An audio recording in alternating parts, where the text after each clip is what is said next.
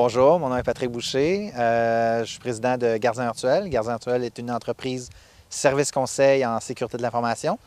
La mission, c'est d'assurer la confidentialité, l'intégrité et la disponibilité des systèmes d'information de ses clients. Nous, on utilise les logiciels libres dans les cas de tests de sécurité. Pendant les 3 dernières années, on a réalisé un projet de recherche et développement de façon assez intense pour développer une console de télésurveillance.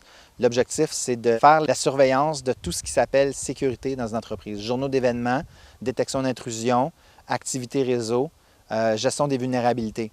On utilise beaucoup de produits open source pour très bien répondre à nos besoins et à nos critères. Nos critères étaient, entre autres, de répondre à une demande grandissante, puis une demande qui peut aller de façon exponentielle. Il y a certains de nos clients qui sont très petits, je parle de moins de 10 serveurs. Donc, eux, la charge de travail pour nos équipements n'est pas très grande. Mais on a des clients beaucoup plus gros qui ont plus de 300 serveurs très actifs, certains publics, certains pour leur intranet.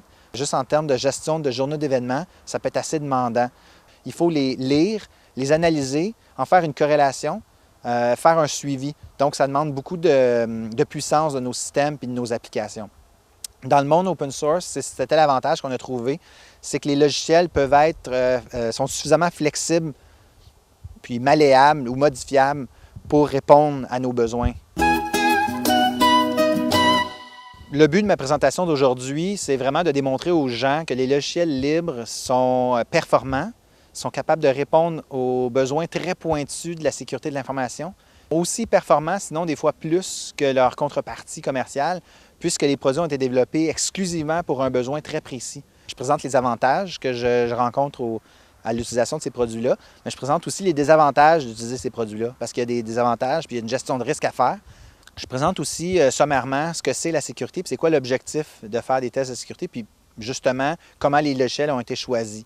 Donc, c'est vraiment un cas d'utilisation des logiciels libres pour notre contexte à nous et qui pourrait avoir un impact sur le contexte des entreprises clients. Les outils les plus populaires dans le monde open source, en tout cas peut-être les plus connus, le premier c'est Nmap qui me vient en tête, qui permet de balayer automatiquement les ports d'un système. Il y a anciennement open source qui était Nessus, mais maintenant OpenVAS, qui est Vulnerability Assessment Scanner, qui est un balayeur de vulnérabilité. Il y a un produit qui est inclus dans toutes les distributions Linux, qui est iptable, qui est un coupe-feu qui permet de gérer les flux de données d'un réseau à un autre, qui est très performant. Il y en a une centaine d'autres qui me viennent en tête. Les logiciels sont inclus dans une distribution qui s'appelle le Backtrack, qui est très utilisée dans le monde de la sécurité.